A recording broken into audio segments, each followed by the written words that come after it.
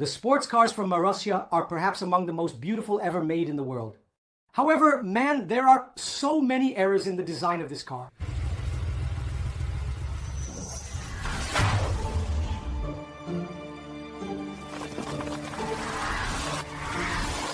The randomness of these cars was so great that they had parts ranging from Twingo to Ferrari. FERRARI. Hey guys, welcome to the world of Greece. Today I'm going to tell you the story of Marussia, a somewhat unknown but very interesting car manufacturer. Go ahead and leave your like, subscribe, leave a comment to engage with us here, and let's get started without further ado.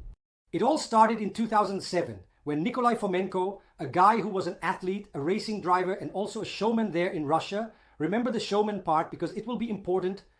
He was with a group of investors wanting to create a supercar manufacturing company, but they needed someone to develop these vehicles. So he sought out a guy named Igor Yermelin, who had already made cars for Revolution and was already a well-regarded figure in the vehicle construction field. They approached Igor and said, look, we want to create a supercar manufacturing company, cars that have track performance but can also be driven on the streets. And Igor Yermelin said, sure, write the check. And let's dive headfirst into the idea. They then sealed this partnership and they founded Marussia Motors. They wanted to make cars like Lotus, smaller cars, but with extremely powerful engines and good performance. But then, after some research, they realized that Russians, obviously who are usually megalomaniacs, they wouldn't want a small car. They wanted a giant car. So they concluded that it's better to make a car closer in size to a Bugatti than to a Lotus. Thus, you ended up with dimensions larger than a Ferrari itself. The car was developed with a tubular chassis and was initially supposed to have a fiberglass body, and later it was transformed into carbon fiber. So it became an extremely light car. And this way of building the car meant that if you wanted to change something on the vehicle, it was very easy because it wasn't such a complex structure to work with, besides the cost being reduced. So you had a light and relatively inexpensive car to produce, and it was beautiful. And the mechanics? Well, since Lada in Russia has a very strong partnership with Renault-Nissan, they went there, knocked on the door, and asked for the engine from the Nissan 350Z, the VQ35, a 3.5 with 244 horsepower, which had already proven itself. An excellent engine in the Nissan 350Z. This engine has much more powerful variations, but has a very light setup. There was no reason for them to take such a strong engine. In addition, Renault-Nissan provided all the wiring, air conditioning, and transmission box. In short, the engine wasn't in the car and it was fine. Hold on, it won't be so fine and you'll soon understand why. And finally, they launched the Marussia B1. Right at the launch, many people wanted to make a pre-reservation, but Fomenko said they were not selling yet. He went there, praised the car, talked about the numbers, and said that now Russia was showing it had the capability to make vehicles to compete with Lamborghini and Ferrari. He focused more on the showman aspect than on the technical side of the car, praising it a lot, the car, etc. But man, competing with a Lamborghini, Ferrari, or Porsche, it's not a matter of having a faster car or anything like that, especially since faster vehicles do exist. But there's the whole history of Enzo Ferrari, of Ferrari Lamborghini. All of this is part of car culture, something that Marussia didn't have yet. Anyway, a year later they launched the Marussia B2, which was actually the same car, just with aesthetic changes. Remember, I mentioned it was easy to modify the car and maintain the structure. So, the B2 was more or less that, and very beautiful, among the most beautiful sports cars I've ever seen.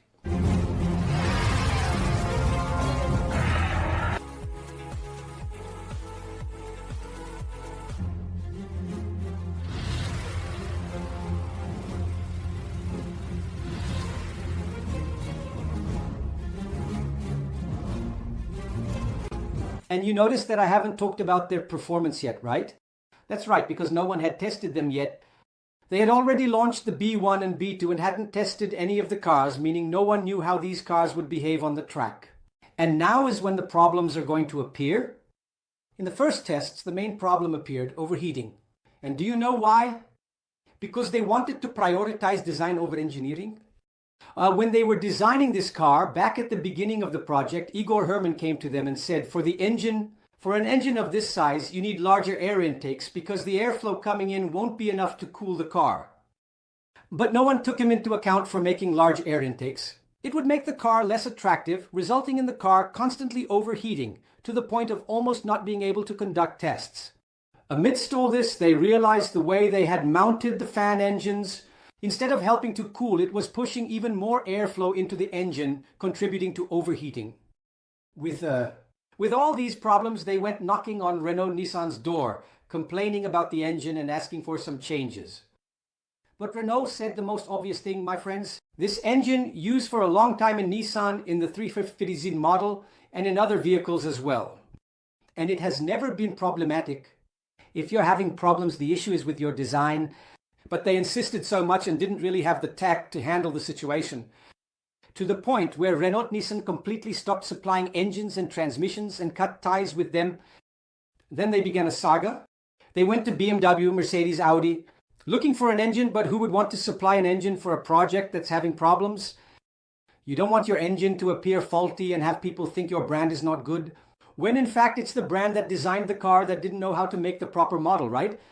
After searching a lot, they managed to form a partnership with the English company Cosworth, which you might already know. They have made engines for Indy, they are somewhat revered. And then, my friend, it comes a 2.8 turbo V6 with 440 horsepower. Man, the car became very fast.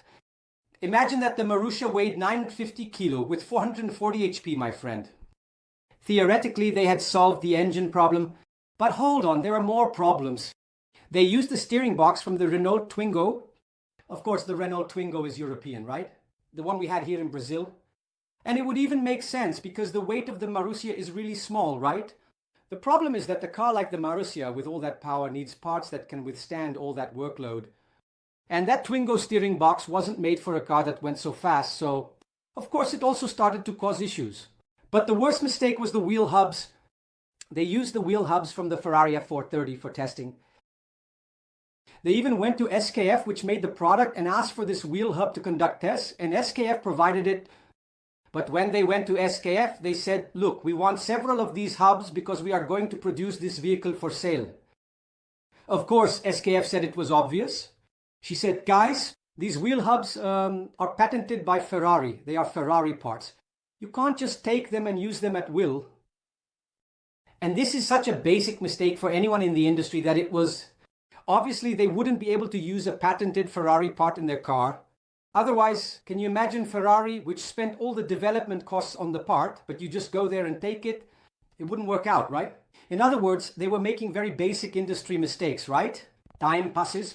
No car delivered, but then a new partner comes into the picture and you definitely think, well, now they are going to finish both, right? The B1 and the B2, and they will establish the company. They were going to sell these cars, right?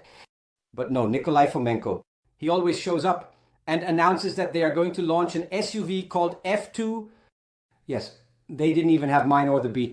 Yet, they were already launching an SUV. In other words, he lived more off the image of launching than from the cars themselves. What cars indeed? So far, it hadn't made any profit. And they even tried to participate in the production of a Jeep for the army. But they didn't succeed and tried to participate in the consortium's production. That would make Vladimir Putin's car, which I even have a video here. The Oro Renault. You can look it up later. It's really worth it because it's an amazing car. Can you imagine? They couldn't produce a single vehicle.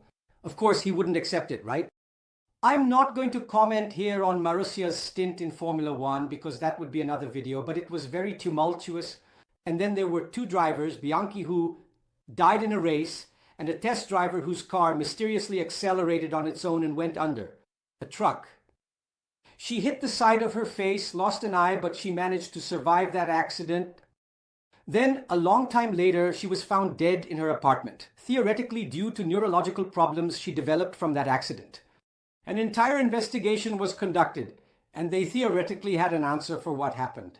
But for you to see how troubled their situation was, both in Formula One and in motorsports, right? It seems somewhat disorganized, something that, of course, a manufacturer like this wouldn't last long.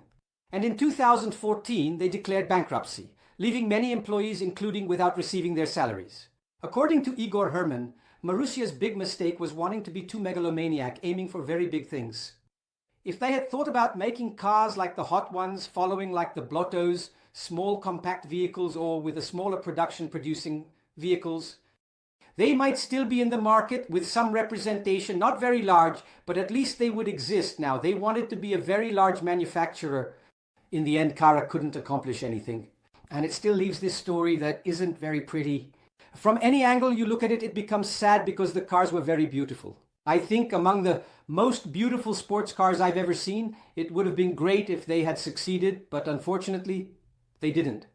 If you are passionate about vehicle history, follow me, subscribe, share, and comment to engage. Until next time.